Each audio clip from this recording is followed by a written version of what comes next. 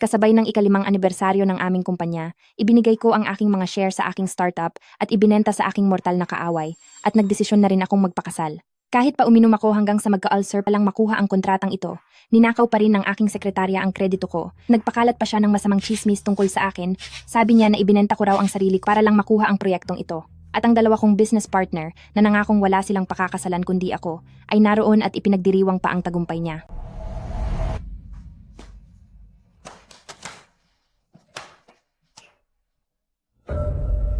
Lagot. Masyadong madami ang nainom ko. Nasugatan ang sikmura ko.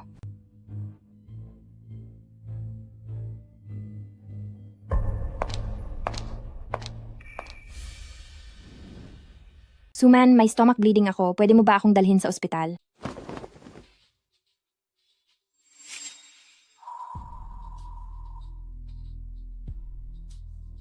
Ate Yutong, balita ko ay magaling kang uminom, na parang gawa sa bakal ang sikmura mo. Kanina lang habang nasa lamesa tayo, napakalakas mong uminom. Paano namang dudugo iyan? Kung napapagod ka na, igagawa na lang kita ng kwarto rito para makapagpahinga ka ng mabuti. Pero itong kontrata ay kailangang maibalik agad sa kumpanya. Lahat sila ay naghihintay na ng magandang balita.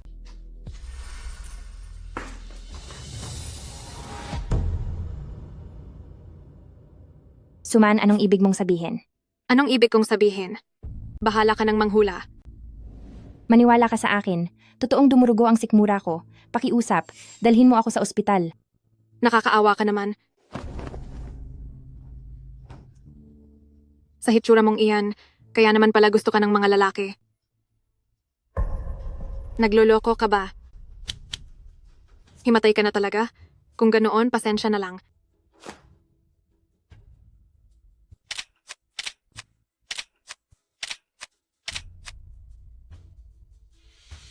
Pasensya ka na, masamang babae. Sorry na lang.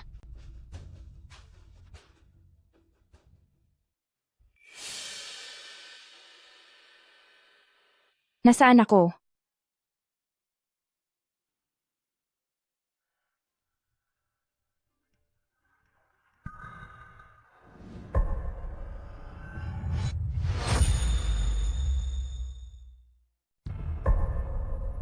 Diyos ko, ito ba talaga ang kilala kong President Qin? Hindi ko akalain na si President Qin, na madalas ay mukhang seryoso at hindi matitinag sa harap natin, ay may itinatago palang galing sa kalokohan. Bakit niyo naman sinasabi ang mga bagay na iyan? Kung hindi dahil kay President Qin, paano natin nakuha kagabi ang malaking kontrata mula sa President Wu? Talaga ba? Ibig bang sabihin, ang mga benta natin ay nakuha lang lahat dahil sa pakikipaglaro ni President Qin? Ha ha ha ha. Paano nangyari ito? Anong nangyari?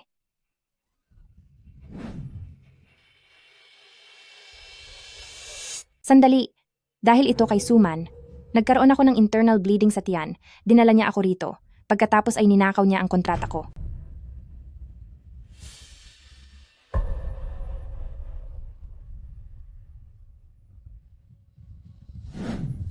Gusto kong i-anunsyo sa inyong lahat na si Suman, ang aking kalihim, ay nagpakita ng kanyang galing kagabi para makuha ang pinakamalaking kontrata ng taon. Batiin natin siya. Salamat po, President Liu. Salamat po, President Liu. Matapos ang desisyon namin ni President Liu, formal na nating itinataas ang posisyon ni Suman bilang ating sales manager. Napakahusay niya. Si Suman ay 2 buwan pa lang bilang intern dito, pero nagawa niyang kumuha ng napakalaking benta.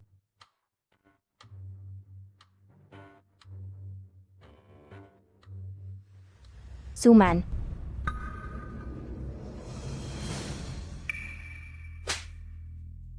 Ninakaw mo na nga ang kontrata ko. Lakas pa ng loob mong gumawa ng chismis laban sa akin. Ate Yutong, alam ko na nakuha ko ang malaking kontrata kagabi, kaya naiinggit ka. Pero hindi mo naman kailangang manakit, di ba? Qin Yutong, wala ka na ngang mukhang ipakita sa opisina dahil nawala ang kontrata, hindi naman kailangang ganyanin mo si Little Su. Qin Yutong, ang lahat ng mga ginawa mo ay alam na naming lahat. Anong ginagawa mo sa hotel kagabi kasama si President Wu? Kagabi, nakipag-inuman ako kay President Wu hanggang sa magsuka na ako ng dugo, makuha ko lang ang kontrata.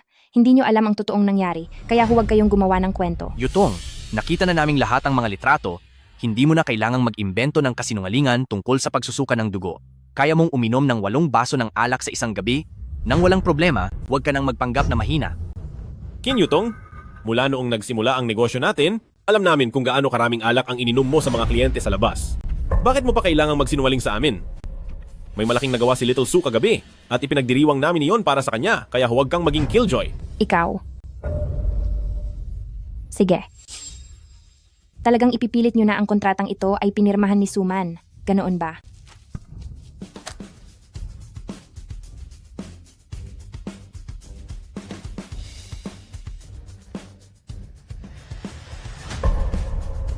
Kung ganoon ay hayaan nyo siyang pumirma ng isa pa.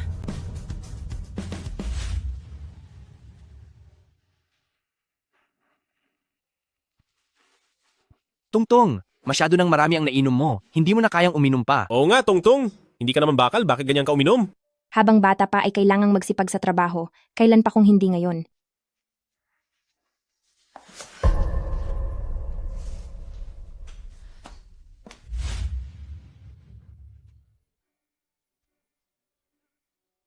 Sa huli, ang kinabukasang binuo ko para sa inyo ay inangkin na ng iba.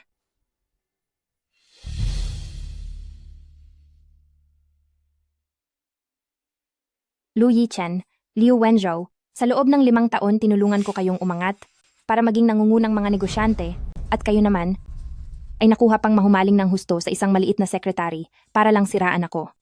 Huwag niyo akong sisihin kung maging malupit ako.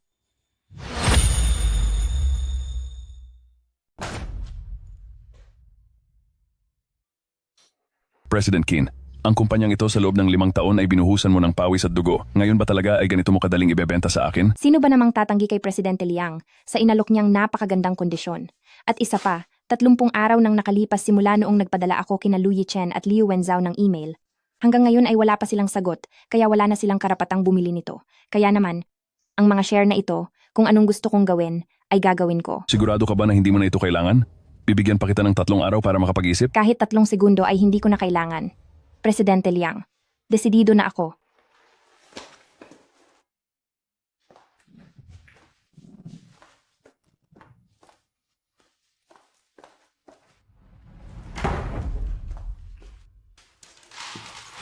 Hello ma, tapos na ang lahat ng dapat kong asikasuhin dito. Kayo na ang bahala sa mga plano para sa kasal.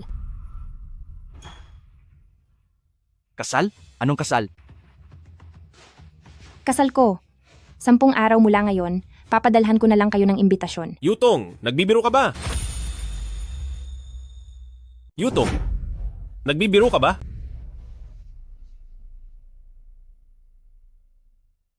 Tungtong, gusto mo ba talaga na magsuot ng wedding dress?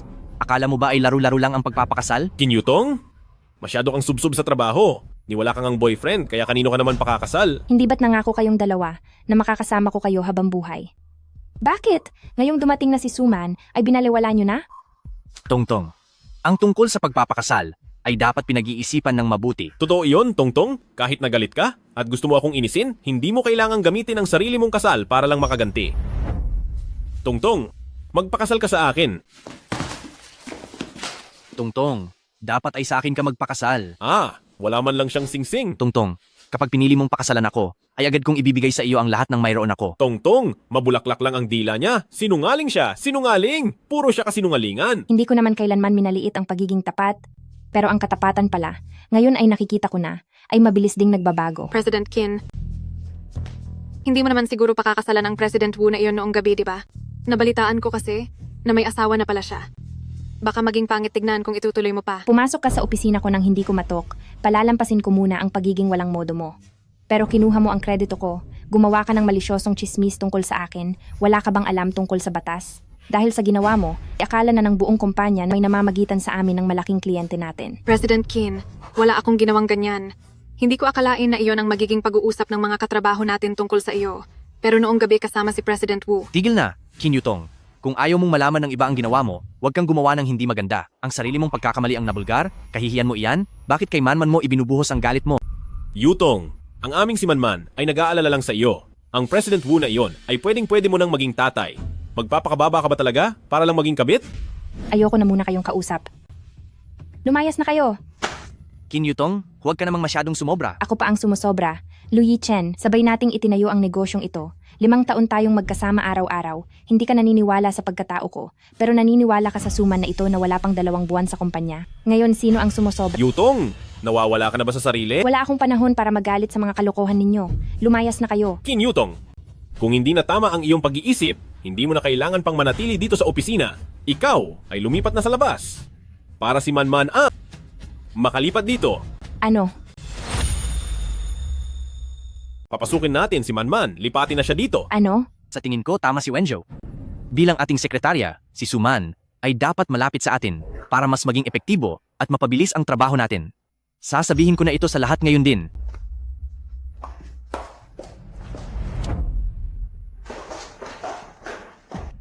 Makinig muna ang lahat.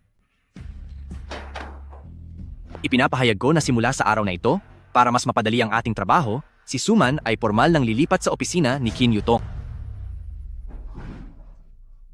Congrats sa'yo, Suman. 3 araw pa lang pero 2 beses ka nang na-promote. Sana maging ganyan din ako kaswerte sa trabaho. Hindi ba masyado siyang suwerte? Parang hindi tama ang desisyong ito, hindi ba? Oo nga. Si Suman ay isa lamang fresh graduate na estudyante, 2 buwan pa lang sa trabaho, pero solong gagamitin ang opisina ng general manager. Talagang mukhang labag ito sa normal na pamamalakad. Oo nga po. Di ba? Tama? Masyadong mabilis ang pag-angat niya. President Lu. Kasalanan ko ang lahat noong gabing iyon. Ang iniisip ko lang ay makuha ang malaking order, kaya hindi ko naalagaan si President Chin. Hindi ako karapat-dapat sa opisina niya at wala na akong mukhang ihaharap sa kanya. Magbibitiw na po ako sa tungkulin. Kin Yutong, sobra na ang pang-aapi mo kay Suman. Mag-impake ka na ngayon din at ibigay ang opisina kay Suman. Ayaw kong makita na nagkakalat ka ng maling usapan para lang apihin ang isang batang babae na bago pa lang sa lipunan. Tama iyon, Tongtong. Lumipat ka na agad, huwag mo nang hiyain si Manman sa harap ng maraming kasamahan sa trabaho. Ayaw ko na. Hoy! Bakit siya tumatakbo papunta sa rooftop? Diyos ko, hindi kaya gagawin niya ang masamang bagay?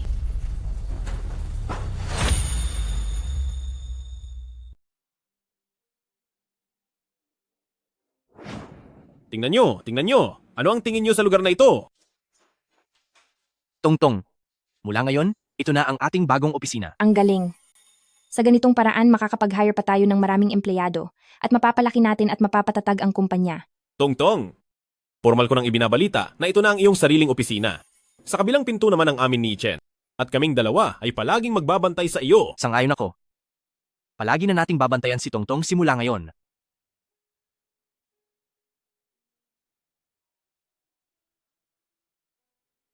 Laban. Yutong, paglilipat lang naman ng opisina, hindi naman tayo lilipat ng bahay? Bakit ang bagal mo kumilos? Lalabas na ako ngayon din, okay na ba? Ate Yutong, pasensya na. Hindi ko naman pinipilit na makuha ang opisina mo. Ayos lang. Kung iyan ang gusto mo, ibibigay ko na sa iyo. Kahit pati ang posisyon ng general manager, ibibigay ko na rin sa iyo. Ano, payag ka na? Kin Yutong, bakit ba ang sarkastiko mo? Isang opisina lang iyan, di ba? Kailangan mo ba talagang maging masyadong madamot? Nabenta ko na ang mga shares ko, kaya wala na akong pakialam sa opisina ng general manager. Hindi ako nagdadamot. Baliwala lang ito sa akin. Ano bang attitude yan? Baliwala pa talaga?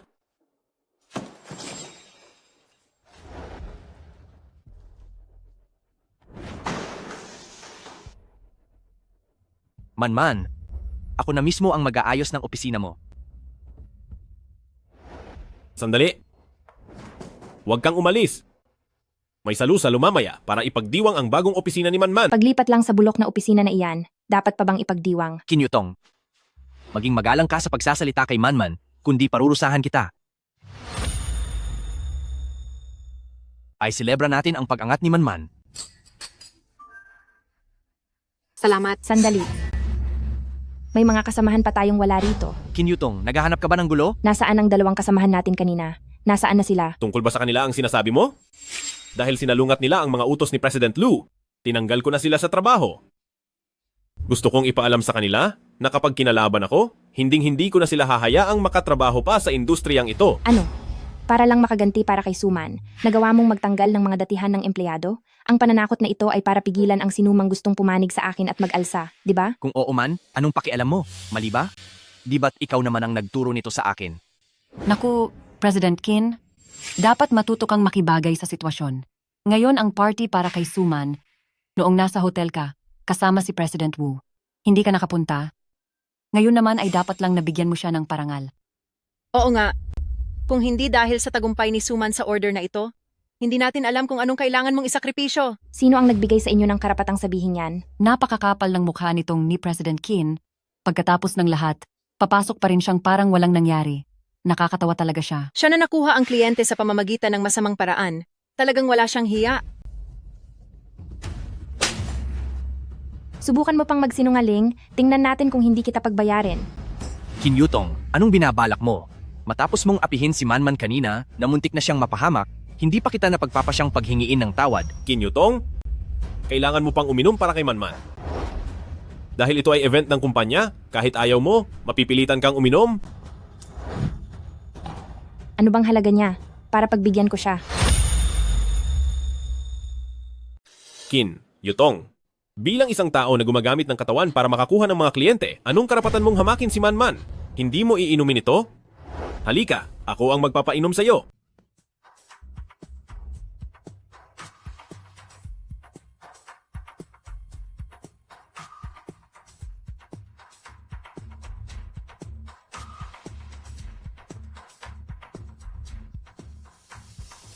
President Kim, salamat sa sakripisyo mo at ibinigay mo sa akin ang opisina. Mas magsisikap pa ako sa susunod para mas marami pa ang maibigay mo sa akin. Kung ganoon, sana, maging asawa ka na ng boss sa lalong madaling panahon.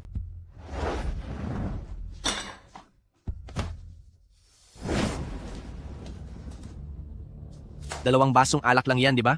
Ano bang pinapanggap mo? Kalalabas ko lang ng ospital dahil sa gastric bleeding. Tapos nagagawa niyo pa akong piliting uminom? Hindi ka ba makahanap ng mas kapanipaniwalang dahilan? Ilang taon ka nang umiinom at kailanman ay hindi ka naman nagka-gastric bleeding. Kim Yutong, hindi pa nga umaabot sa isang bote ang pinainom ko sa iyo. Kilala kang malakas uminom. Hindi naman siguro ganoon kalala. Tongtong, maraming kliyente diyan. Dahil lang sa isang order, kailangan mo talagang gawin iyan? Tongtong, kapag natulungan mo kaming malampasan ang pinakamahirap na bahagi ng pagsisimula ng negosyong ito, sumusumpa ako sa langit na ikaw lang ang papakasalan ko. Kim Yutong, kapag umiinom ka ng madalas, nagpapanggap ka lang na mahina para akitin ang mga lalaking kliyente. Napahiya lang siya, kaya sinasadya niyang magpanggap. President Chin, kahit ano pa ang paraang ginawa mo para makuha ang mga order, ikaw pa rin ang bayani ng kumpanya. Nagpapasalamat kami sa lahat ng ginawa mo. Kim Yutong, wala ka na bang kahihiyan? Lahat ay ginawa ni Manman para sa iyo. Bakit ayaw mo pa rin siyang lubayan? Halika rito at humingi ka ng tawad. Kailangan mong humingi ng tawad. Napaso ang kamay ng babae. Paano kung magkaroon ito ng pilat? Anong nangyayari? Hindi ka lang ba hihingi ng tawad? Mananakit ka pa ba? President Lu, napaso rin ang kamay ni President Kim. Ang sakit. Buti nga sa iyo.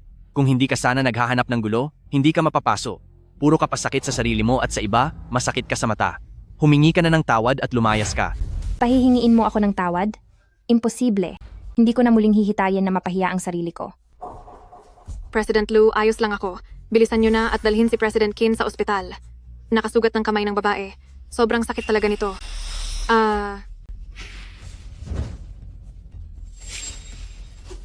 Tingnan mo siya. Buti nga. Kim Yutong, pwede bang ayusin mo ang paghawak sa mga gamit mo? Huwag kang makakalimutin sa araw-araw at asahang kami ni Yi Chen ang laging mag-aayos ng gulo mo. Kim Yutong, ano bang ibig mong sabihin? Ito ay bigay namin ni Lu Yi Chen sa iyo, ang mamahaling suit na ito. Oo nga, noong ibinibili niyo pa ako ng damit, kaya niyo pang mag-away para sa akin. Dahil lang sa kung kaninong damit ang isusuot ko. Tongtong, Nitong mga nakaraang araw, bakit puro damit na bigay ni Wenju ang suot mo? Hindi mo ba gusto ang mga damit na binili ko para sa iyo? Paano mo nasabi? Kung ganoon, subukan mo muna itong bago kong binili. At kapag hindi mo nagustuhan, itatapon ko na lang ito. Yung mga dati mong ibinigay sa akin, nagustuhan ko naman sila. Pero hindi lang po sila bagay na isuot sa trabaho.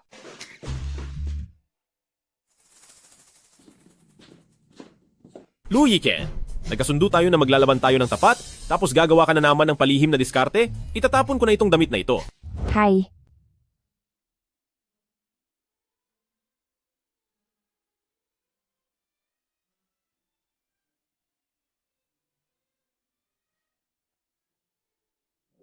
Pero ngayon ay madumi na ito. Dapat na talagang itapon. Gaya ninyo ni Lu Yichen, ang inyong mga puso, dapat na ring itapon dahil marumi na rin sila. Ikaw?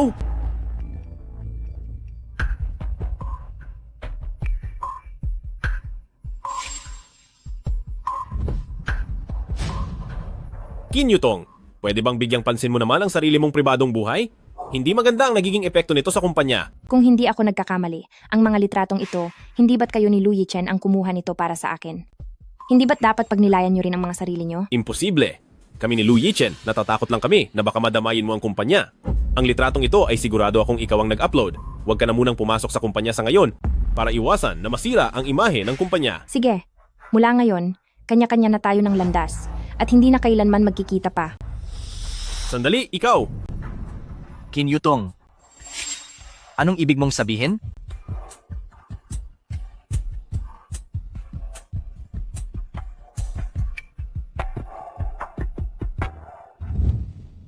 Qin Yutong, tumigil ka. Qin Yutong, saan ka ba pupunta? Sa airport. Babalik na ako sa Jing City para magpakasal. Anong sinabi mo?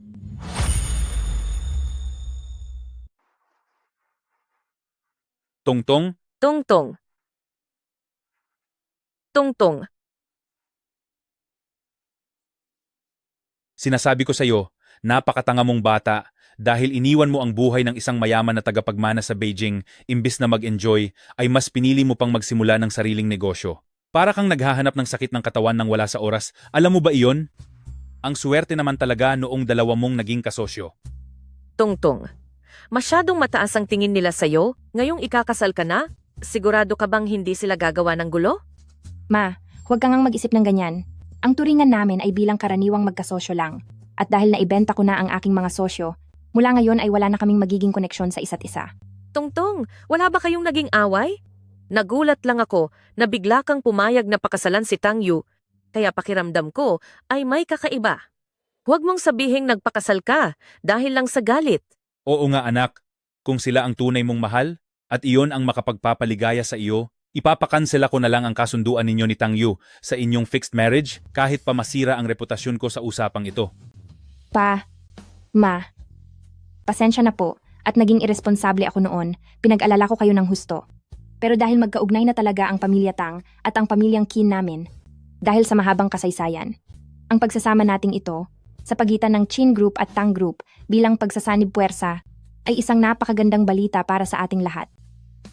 Mabait na bata, masaya ako na ganyan na ang iyong pananaw.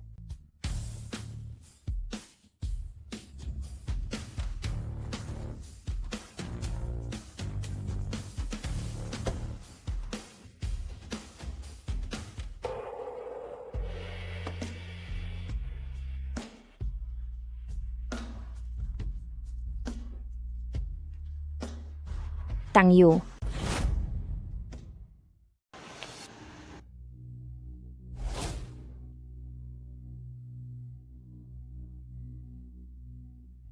Tungtong, bakit ang putla mo yata? Masama ba ang pakiramdam ng sikmura mo? Dadalhin kita sa ospital. Magpapahinga lang ako at magiging maayos din ako. Hindi pwede ang ganyan. Sa ospital nating pamilya Tang ay mayroong mga eksperto sa pantunaw. Ako na ang bahala sa lahat.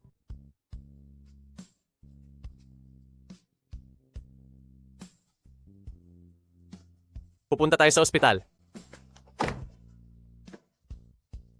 Ang proyekto ay nakasalalay sa iyo.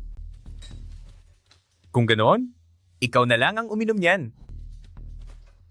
Tungtong, nakuha na natin ang kontrata. Talaga? Sa wakas, nakuha rin natin. Sobrang dami na nang nainom mo. Dadalhin ka na namin sa ospital ngayon din? Wag na po, wag na. Kailangan ko lang talagang magpahinga. Hindi pwede. Dapat kang magpatingin sa ospital. Salamat na lang pero hindi ako pupunta. Ayaw mong makinig, ganoon ba? Ayaw kong pumunta. Bilisan na natin! Sabi ng ayaw ko. Tongtong, huwag kang matakot. Konting tiis na lang. Malapit na tayo sa ospital. Tang Yu, kung may reklamo ka sa lagay ng kalusugan ko, pwede na nating kanselahin ang kasal. Kasalanan ko ang lahat. Pinilit ko pa kasing matuloy ang kasunduang iyon sa kasal. Kung hindi dahil doon, ay hindi mo na kailangang pumunta sa malayo kasama si Tang Yu at hindi ka maghihirap ng ganito. Qin Yutong, anong ibig mong sabihin? Nakuha na ni Suman ang order na iyon. Niloloko mo ba ako ng palihim? Bakit mas gusto pa ni President Jiang na magbayad ng multa para lang matapos ang kontrata? Huwag mong sabihin ginamit mo pa pati ang katawan mo para lang makuha ang President Jiang?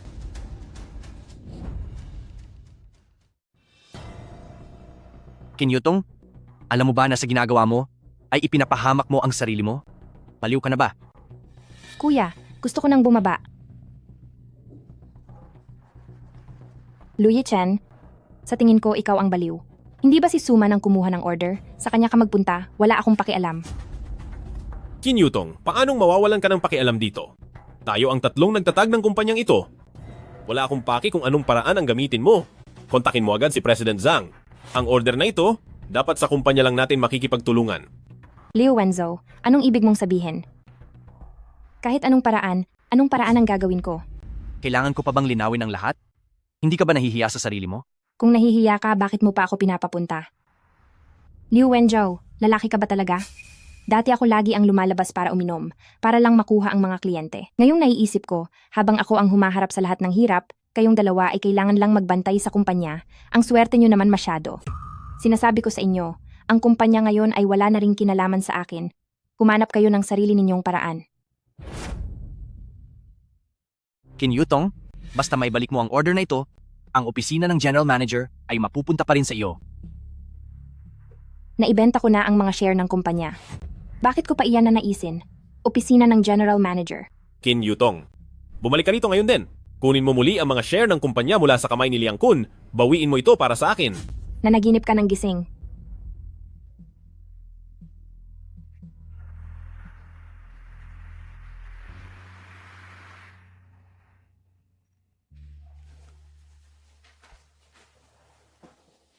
Tongtong, magpahinga ka muna sandali. Hahanap muna ako ng doktor. Tang Yu, salamat sa iyo. Magpapakasal na tayo. Huwag mo na akong pasalamatan.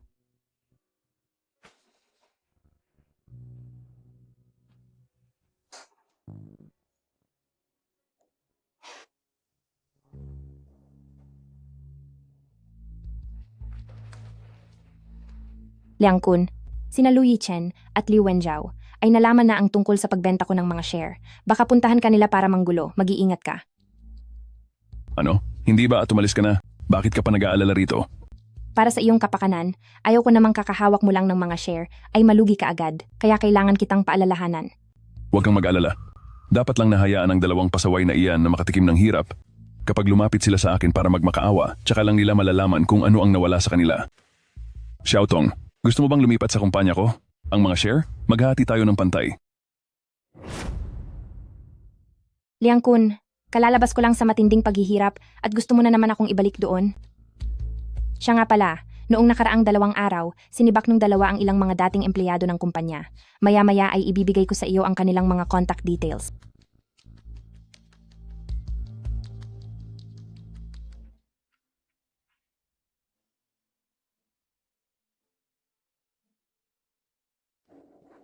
Tongtong, huwag kang mag-alala.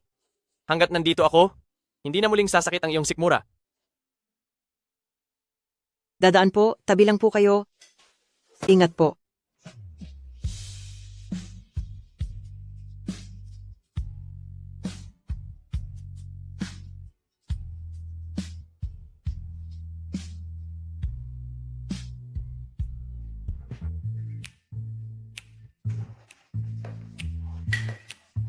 Ano?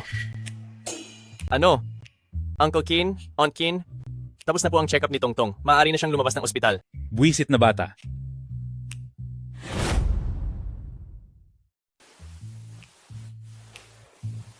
Kaya kaya ng lokong batang, yan ang gagawin niya? Baka masunog niya ang kusina natin? Hindi ko po alam.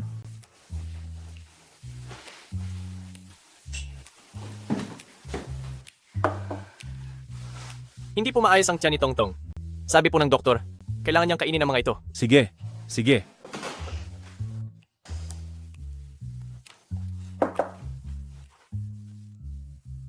Magaling. Ma, sa tingin ko po talaga ay hindi ako makapili. Dahil ang bawat wedding gown ay gustong-gusto ko. Ganoon ba? Ang lahat ng wedding gown na ito ay mismong si Tang Yu ang nagdisenyo. Hindi mo akalain, no? Napakahusay pala talaga ni Tang Yu. Ang batang ito ay hindi katulad ng iniisip nating walang silbing tagapagmana kapag nagpakasal ka sa kanya at hindi mag-aalala ang mama mo. Salamat po, ma.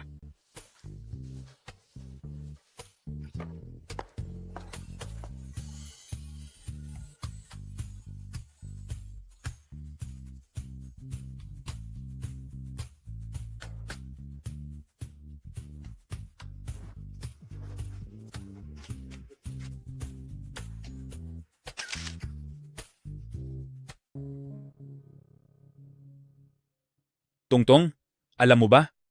Ngayong araw sa lahat ng media sa Beijing, laman tayo ng balita tungkol sa pag-iisang dibdib ng pamilyang Qin at Tang. At sa itaas, puro mga wedding picture ninyo. Tingin ko po, ang mga stocks ng ating dalawang pamilya ay siguradong tataas ng husto.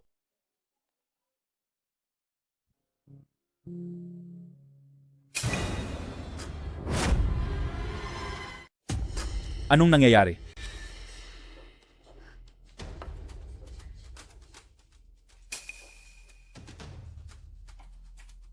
Walang hiya siya. Paano nangyari ito? Sasabihan ko ang ating abogado para kasuhan ang walang hiyang iyan. Papa, bumaba na ang halaga ng ating pamilyang Qin na stocks. Pati na rin ang pamilya Tang ay apektado na rin. Kailangan kong magpaliwanag kay Tang Yu. Huwag kang matakot, Yutong. Wala kang ginagawang masama. Tama siya. Pero ayaw kong isipin ni Tang Yu na ako ay isang babaeng walang dangal. Tongtong, naniniwala ako na hindi ka ganoong tao. Xiao Yu.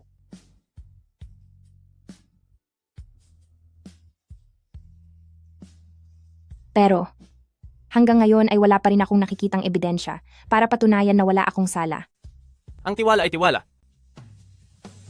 Hindi na kailangan ng kahit anong paliwanag.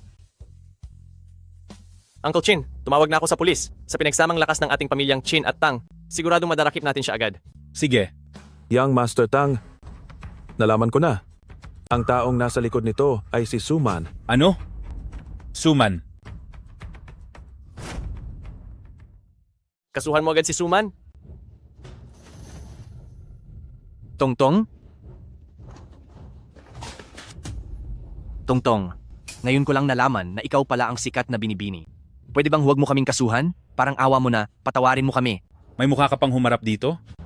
Kayo ng dalawa ang bahala rito. May aasikasuhin lang ako. Tongtong, hindi ko inakala na ang hindi sinasadyang pagkakamali ni Suman ay magdudulot sa iyo ng ganitong kalaking pinsala. Maaari bang pagpasensyahan mo na lang siya? Kabubukas pa lang niya sa mundo? Marami pa siyang hindi alam. Liu Wenjiao, 22 taong gulang na si Suman, hindi 12. Hinayaan ko siyang angkinin ang mga gawa ko para magpasikat. Inisip ko na lang na nagmamadali lang siyang magtagumpay. Pero paulit-ulit na siyang gumagawa ng masasamang chismis tungkol sa akin. Hindi ako isang santo para palampasin ito. Tongtong, siguro ay nagkakamali ka lang. Hindi magagawa ni Manman ang ganung bagay. Tingnan ninyong mabuti. Ito ang mga ebidensyang nakalap ko.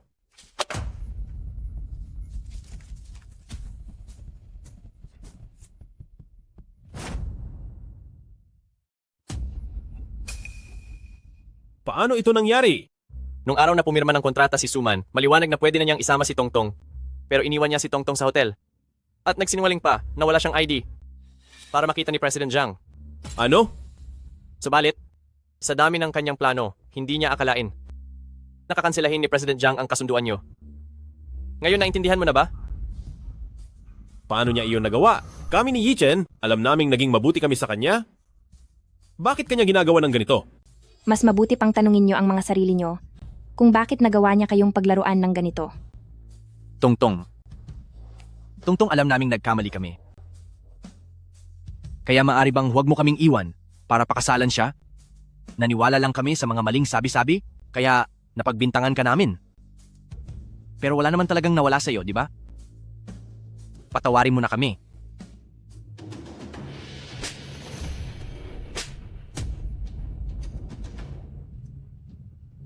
Walang talagang nawala?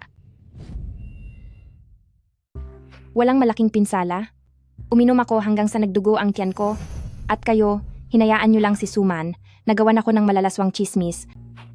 at paulit-ulit na sirain ang puri ko.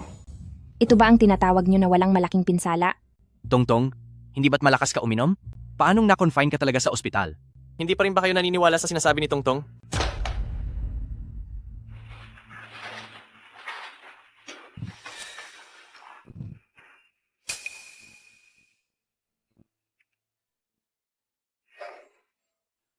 Tongtong, pasensya na. Alam naming nagkamali kami. Pero ang kumpanyang ito ang ating pinagtulungang itayo. Matitiis mo bang iwanan ng kumpanya? Oo nga, noong una ay nangako tayong tatlo na palalakihin at patitibayin natin ang kumpanya at kapag marami na tayong pera, maggagala tayong tatlo sa buong mundo. Ngayong may asawa ka na, paano na tayo maggagala sa mundo?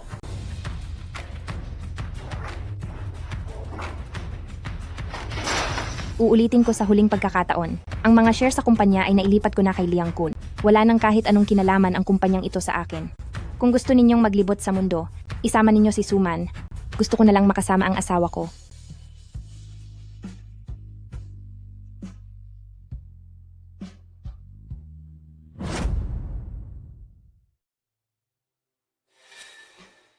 Tongtong, maigpit nating kaaway si Liang Kun. Paano mo nakuha na ibigay ang mga shares sa kanya? Kahit pa ayaw mo na sa kumpanya? Dapat ay nilipat mo na lang ang mga ito sa amin ni Yi Chen. Tingnan ninyo ng maigi. Mula noong hindi nyo pinansin ang pagtutol ko at pilit pa rin kinuha si Suman para pumasok sa kumpanya, nagpadala na ako sa inyo ng abiso tungkol sa paglilipat ng shares. Sayang nga lang, naghintay ako ng 30 araw pero hindi kayo nagbigay ng sagot. Ayon sa batas ng kumpanya, ibig sabihin nito ay pumapayag na kayo. Wala na akong dahilan para magpaalipin sa inyong dalawa o pahirapan pa ang sarili ko bago ako umalis. Hindi ito maaari. Bakit wala kaming natanggap? Oo nga, Tongtong. Wala naman kaming nakuhang email mula sa iyo. Bakit hindi nyo subukang tingnan sa trash bin? Tingnan nyo kung nandoon ba.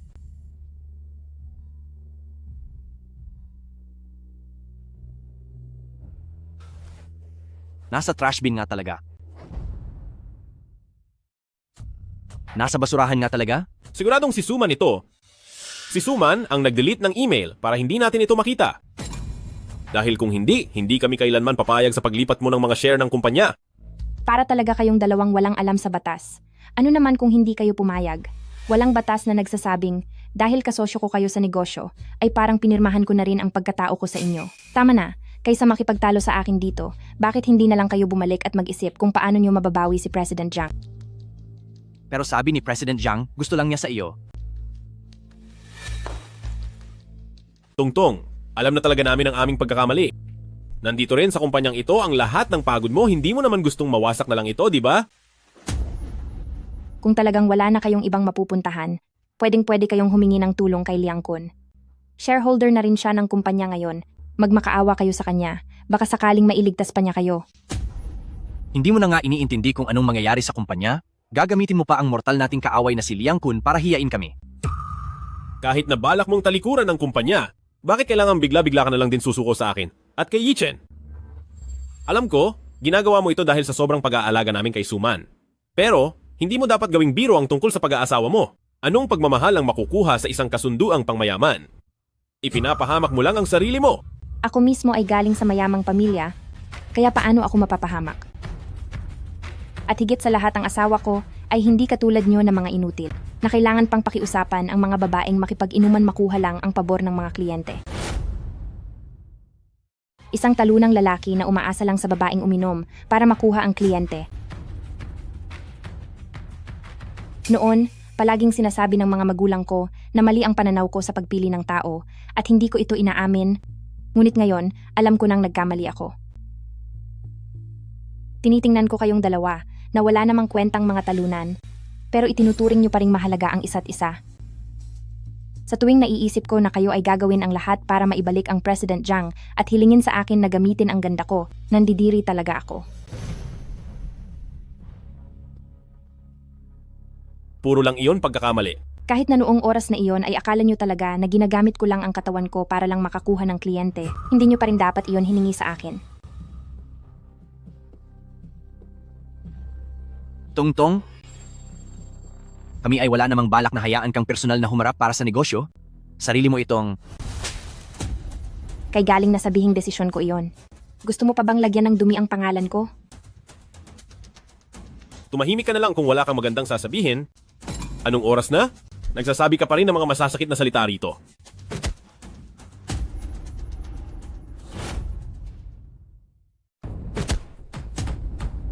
May mukha ka pang sisihin ako? Nung binigay ko ang mungkahi na yan, hindi ba't nasa tabi lang kita? Bakit hindi ka man lang umimik? So, pinalalabas mong ako ang masama at ikaw ang mabuting tao? Kasalanan mo naman talaga ito. Sa tuwing makikipagkita si Tongtong sa kliyente, hindi ako kampante kaya gusto ko siyang samahan. Pero anong sabi mo? Sabi mo, natatakot kang baka gamitin ko ang pagkakataon para maunahan ka. Para maging patas ang laban nating dalawa. Nagmukha rin akong walang kwenta rito sa kumpanya gaya mo. Wala ka ba talagang pananagutan? Sino ba ang hindi makagalaw noong makita si Suman?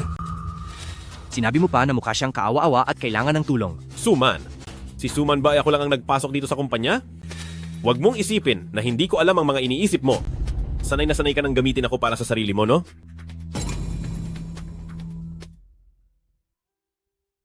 Tongtong, huwag kang matakot. Proprotektahan kita.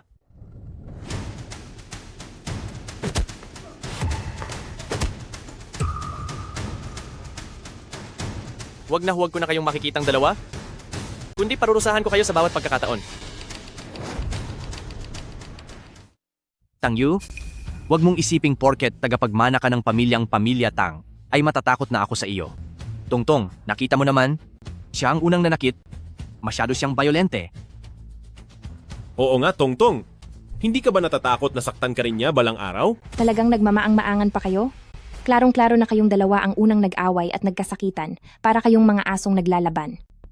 Ginawa iyon ni Tangyu para hindi ako masaktan, kaya matatawag iyong pagtatanggol sa sarili. Tongtong, 5 taon tayong magkasama. Hindi mo siya pwedeng pakasalan ng ganoon na lang kadali. Tangyu, okay ka lang ba? Tongtong, basta nag-aalala ka sa akin, hindi ako natatakot kahit saktan pa ako. Sa ganitong sitwasyon, nagawa mo pang sabihin ang mga iyan. Lu Yichen, anong karapatan mong manakit ng tao? Kailan ka pa naging ganoon kabilis magalit at manakit? Tongtong, kani-kanina lang. Hindi naman ako gumamit ng lakas? Ni hindi ko nga siya tinamaan. Anong arte iyan? Tongtong, sumama ka sa akin? Hindi mabuting tao ang lalaking ito. Nasa pamilyang Chin tayo. Bahay ko ito. Bakit naman ako sasama sa iyo?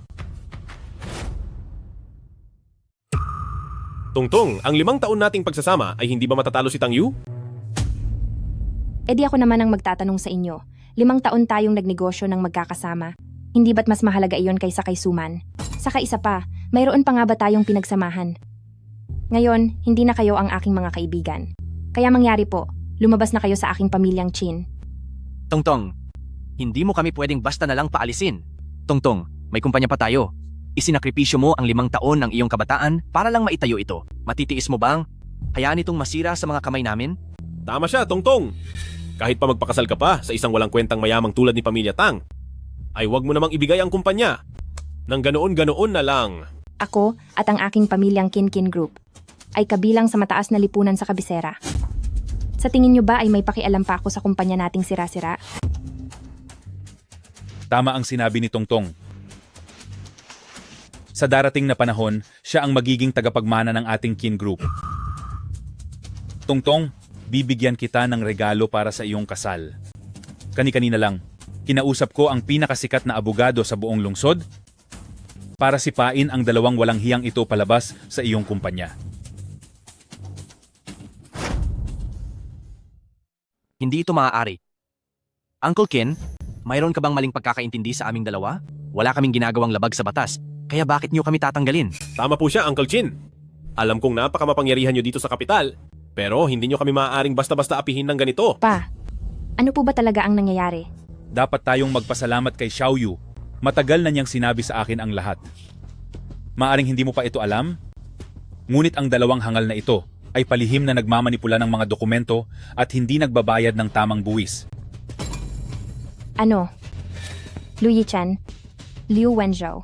Habang nagpapakahirap ako sa labas, pinagkatiwalaan ko kayong maayos na pamahalaan ang serbisyo ng kumpanya. Ganyan ba niyo ito pinamahalaan para sa akin? Tongtong, nais lang naman naming kumita pa ng higit Bakit kami ang sinisisi nyo? Tama po, Tongtong. Nakinabang din naman po kayo rito. Nagawa niyo pang tumanggap ng ganyang klase ng pakinabang? Hindi pa ba sapat ang kinikita niyo? Nawawala na ba kayo sa sarili dahil sa pera? Gusto niyo bang makulong? Tongtong, huwag kang mag-alala. Tama ang sinabi mo. Kung hindi pa nyo ibabalik ang pera sa takdang oras, tiyak na sa kulungan ang bagsak nyo. Ano? Tang Yu, may konsensya ka pa ba? Dahil ba ito sa 5 taon naming pagsama kay Tongtong? Kaya nyo ba kami pinupuntirya ng ganito? Hindi lang iyon. Hindi lang kayo ang makukulong, pati na rin ang pinakamamahal ninyong si Suman. Makakasama nyo siyang makulong. Makukulong din si Suman? Tang Yu, totoo ba ang sinasabi mo? Suman, totoo bang napatunayan na ang sala niya at kailangan niyang makulong? Ang mga taong katulad niyang walang prinsipyo ay salot lang sa lipunan. At higit pa roon, ikaw ang sinaktan niya, iyon ang hinding-hindi ko mapapalampas. Mas mabuti pa, hayaang mabulok na lang siya sa kulungan para hindi ka na niya mabulabog. Ate Yutong, nagsisisi na talaga ako. Pakiusap, sabihan mo ang fiancé mo. At ang mga magulang mo na iurong ang kaso. Suman? Anong ginagawa mo rito? Ang dami mo nang nilihim sa amin. Paano mo pa nakuha ang kapal ng mukhang humarap sa amin? Suman, ipaliwanag mo ng mabuti kay Tongtong. Ano ba talaga ang ginawa mo? Young master ng pamilya Tang, hindi ba alam mo naman na ang lahat? Bakit mo pa ako pinipilit magsalita? Dahil gusto kong malaman ni Tongtong ang tunay mong pagkatao. Magsasalita ka ba o hindi? Huwag mo akong piliting saktan ka. Magsasalita na ako. Young master Tang, Ate Yutong. Inamin ko, simula nang pumasok ako sa kumpanya ay minanmanan nakita. Ang lahat ng ito ay matagal ko nang binalak. Ano? Suman, noong una pa lang ay nakatingin ka na pala kay Tongtong. Ano ba talaga ang balak mo? President Liu, bakit ang sungit mo sa akin? Huwag kang maraming satsat. Magsalita ka. Bakit mo pinupuntirya si Tongtong? President Liu, bakit mo ba ako sinasaktan? President Liu. Tigilan mo ang arte mo. Kapag pinagsalita ka, magsalita ka. Sige, sasabihin ko na. Nakikita ko na si Ate Yutong ay napakaayos manamit. Mahusay rin siyang magsalita. At ang pinakamahalaga sa lahat, mabait sa kanya sina President Liu at President Liu. Naguunahan kayo na makuha ang loob niya. Nagseselos ako sa kanya. Bakit siya? Bakit yung mga bagay na wala ako? Nakuha mo ng ganoon kadali? Gagawin ko ang lahat ng paraan para maagaw ko sa iyo ang lahat. Nananaginip ka lang ng gising. Isang sikat at mayamang babae si Tongtong. Ano ba ang ipanglalaban mo sa kanya? At higit pa riyan, nagkamali lang noon si Tongtong. At tinulungan ng 2 hamak na ito na magtayo ng kumpanya. Wala talaga kayong utang na loob. Mag-sorry na kayo ngayon din kay Tongtong. Tang Yu, hindi ko kailangan ang sorry niya. Tongtong, balak mo pa ba siyang patawarin? Hindi. Ang mga bagay na ginawa niya sa akin, ayaw ko nang pag-usapan pa. Dahil sa bawat pagkakataon na babanggitin ko ito, nasasaktan lang ako. Gusto ko lang na umalis siya dito. Ayaw ko na siyang makita. Ate Yutong, tulungan mo ako. Pakiusap, bawiin mo ang kaso. Ayaw kong makulong. Kung ganoon, pwede rin ba akong nakiusap sa iyo? Umalis ka sa harap ko. Ilabas siya. Opo. Ate Yutong, nagmamakaawa ako sa iyo. Tang Yu, ngayong tapos na ang lahat, paalisin mo na silang lahat. Ayaw ko silang makita. Sige. Mga bata, pasok. Tongtong, hindi mo pwedeng gawin ito sa amin. Oo nga, kapag umalis kami, sino na ang magpapatakbo ng kumpanya mo? Bakit hindi ba mas mahusay si Liang Kun kaysa sa inyo? Ang kumpanyang nabawi ko na, ay buo ko nang ipinaubaya kay Liang Kun. Ano? Tongtong, si Liang Kun ay matindi nating kalaban. Sinasadya mo ba ito? Ano naman kung sinasadya ko nga? Tutal mula ngayon, hindi ko na kailangang makita pang muli ang pagmumukha mo. Alis. Hindi mo pwedeng gawin ito sa amin. Tongtong. Tongtong, magpakasal na tayo. Sinisigurado kong aalagaan kita ng mabuti.